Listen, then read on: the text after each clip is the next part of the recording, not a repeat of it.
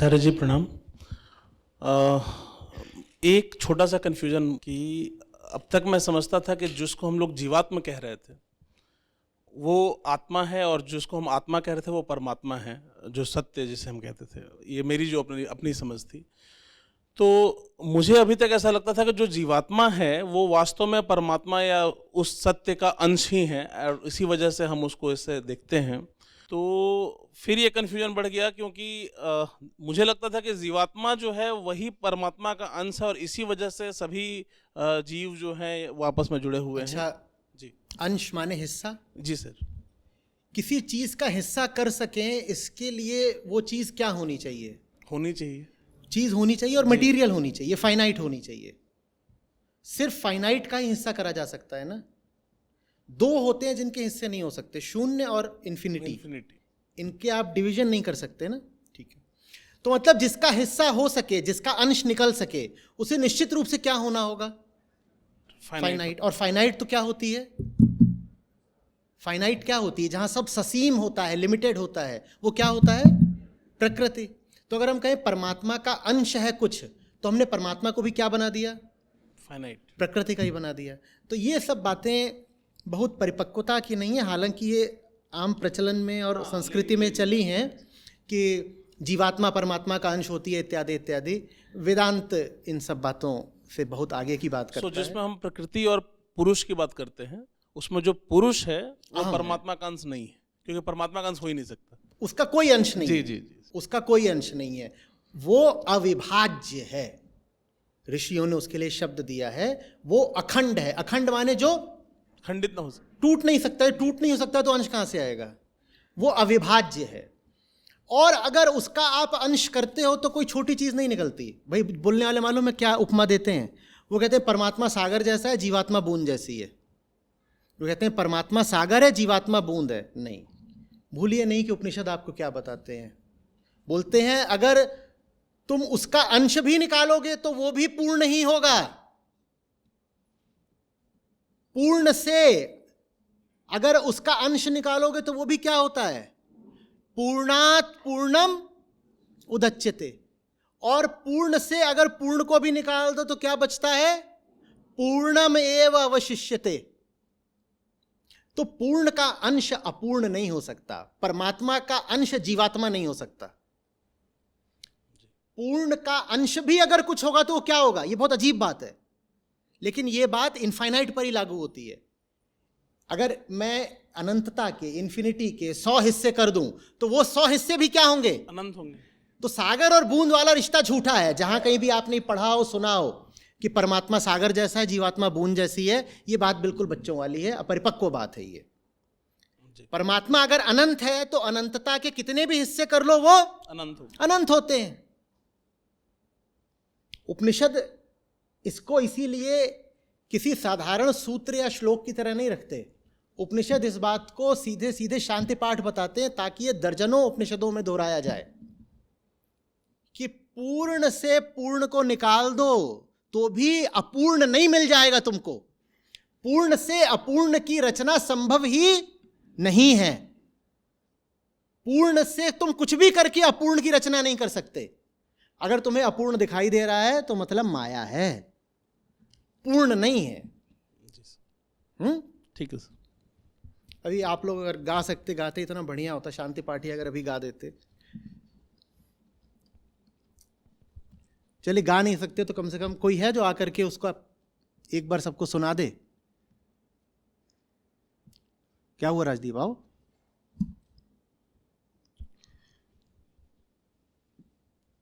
ईशावास्य उपनिषद शांति पाठ बहुत उपनिषदों का है, मात्र ईशावास्य का नहीं, बहुत उपनिषदों का। पूर्णमद पूर्णमिदम पूर्णात् पूर्णम उदच्यते पूर्णस्य पूर्णमादाय पूर्णम एव अवशिष्यते। ओम शांति शांति शांति। ठीक है, जो है वो बस पूर्ण है, पूर्ण के अलावा कुछ नहीं है। और पूर्ण से पूर्ण ही उदित होता है, और पूर्ण से पूर्ण को अगर हटा दोगे तो पूर्ण ही शेष बचेगा। समुद्र से बूंद वाला रिश्ता नहीं है। वो रिश्ता कहीं सुनो तो ठुकरा दीजिए। पूर्ण से कुछ भी कर लो, अपूर्ण नहीं निकलेगा। ठीक है। इन सब शब्दों को याद रखा करिए। अवयव माने होता है हिस्सा। तो ऋषियों ने पूर्ण के लिए कहा वो अनवयव है। अन अवयव, उसके हिस्से नहीं हो सकते। खंड माने भी होता है हिस्सा, तो उन्होंने कहा वो अखंड है, माने उसके हिस्से नहीं हो सकते। अटूट कहा, अचल कहा, अचिंत्य कहा, अविभाज्य कहा, असीम कहा। उन्होंने जितने तरीकों से हो सकता था हमें बता दिया कि उसके बारे में कोई कल्पना मत करना, व्यर्थ की कहानियां मत चलाना।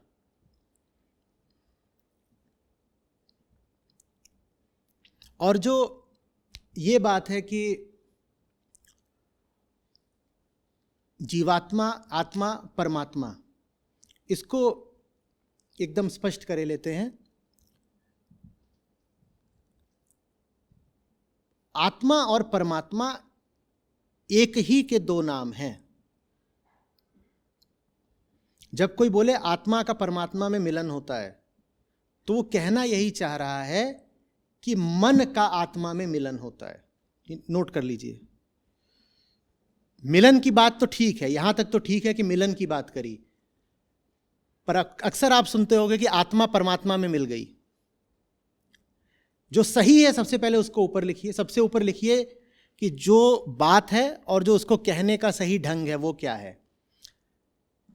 दो ही होते हैं जिनका आपस में मिलन हो सकता है। कौन है दो? वापस जाइए, अहम और आत्मा।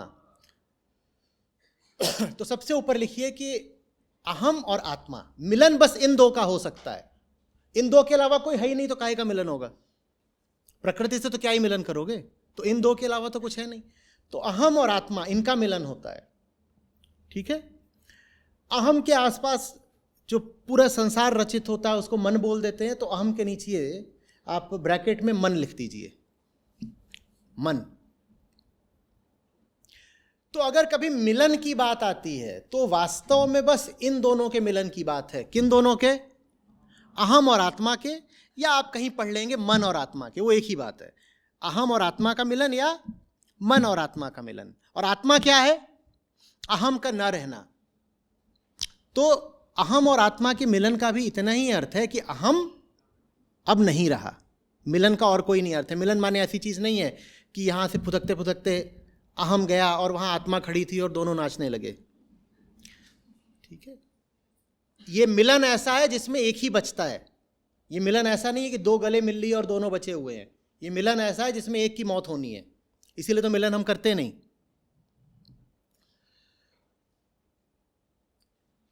लेकिन हमको जो साधारण संस्कृति में मिलन से संबंधित बातें सुनने को मिलती हैं वो क्या है? आत्मा का परमात्मा से मिलन हो गया, तो उसके नीचे लिखिए आत्मा परमात्मा। तो अगर कोई बोल रहा है आत्मा परमात्मा का मिलन हो गया, तो कहना यही चाह रहा है कि अहम का आत्मा से मिलन हो गया। लेकिन इस व्यक्ति ने एक बड़ी मूलभूत गलती कर दी है, और वो मूलभूत गलती अगर आप समझ गए तो आप अपने पूरे मनोविज्ञान को समझ जाएंगे। इसने मूलभूत गलती ये करी है कि ये किसको आत्मा बोल रहा है? अहम को आत्मा बोल रहा है। ये गलती करी है।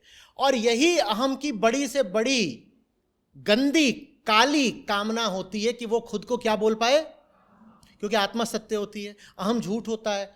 झूठ को एक ही बात की तो बेकरारी होती है, क्या? कोई मुझे सच बोल दे, मैं ही सच हूं। तो हमने क्या करा है अपनी प्रचलित संस्कृति में कि हमने अहम को आत्मा बोलना शुरू कर दिया है। कोई आके आपके अहंकार को चोट डाल जाता है। देखा है लोग क्या बोलते हैं? मेरी आत्मा पे चोट लगी है। चोट लगी कहां है? अहम पर। हमने अहम को आत्मा बना दिया, और ये कितनी गंदी बात करी हमने। और ये चलता जा रहा है, चलता जा रहा है। लोग ऐसे ही बात करते हैं, अभी भी धर्मगुरु भी ऐसे ही बात करते हैं जैसे आत्मा कोई आपके अंदर की चीज हो। कोई आकर बोलता है मेरी आत्मा कलंकित हो गई। कोई आपको सिखाता है अपनी आत्मा पर संस्कारों की छाप मत पड़ने देना। ये पागलपन की बात नहीं है। आत्मा तो अनंत है, अनंत पे कौन सी छाप पड़ेगी और कौन डालेगा? आत्मा तो अद्वैत है। जो अद्वैत है उसके ऊपर कौन डालेगा संस्कारों की छाप डालने? ये सब जो छाप पड़ती है किस पर पड़ती है? अहम पर। लेकिन हम घोषित करना चाहते हैं कि हमारा अहम ही तो आत्मा है, और अगर अहम को ही आत्मा मान लिया तो असली आत्मा कभी मिलेगी? जो बीमारी को ही स्वास्थ्य समझ ले वो कभी स्वस्थ हो पाएगा? तो बस खेल खराब। समझ में आ रही है बात? ये तो एक तो ये होता है आत्मा परमात्मा वाला चलता है, ऐसे ही एक चलता है जीवात्मा परमात्मा वाला, वो भी लिख लीजिए। तो जो लोग जीवात्मा के परमात्मा से मिलन की बात कर रहे हैं उनमें भी जो जिसको जीवात्मा बोल रहे हैं वो अहम ही है, और जिसको परमात्मा बोल रहे हैं वो आत्मा ही है।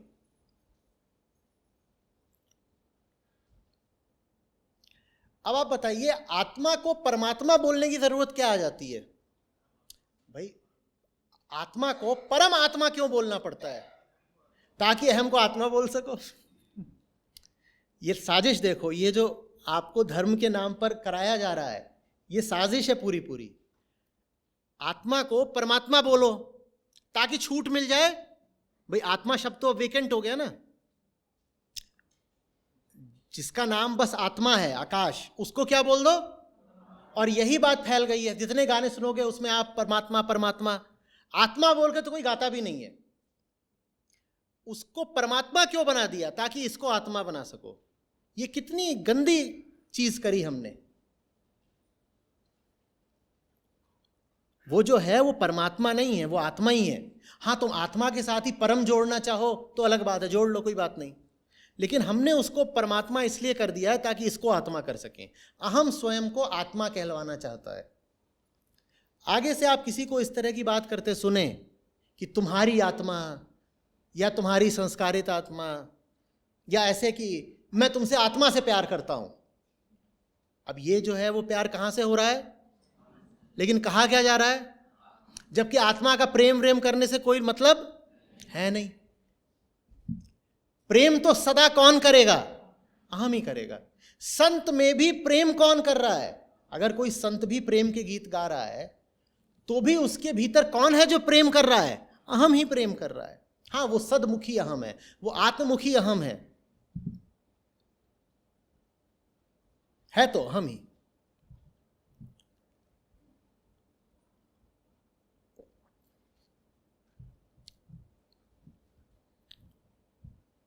परमात्मा शब्द की कोई आवश्यकता नहीं है, आत्मा पर्याप्त है। अहम और आत्मा, भगवत गीता को भूलिएगा नहीं, अहम और आत्मा। अहम है जिसको आत्मा तक जाना है, परमात्मा इत्यादि भी बोलने की कोई आवश्यकता नहीं।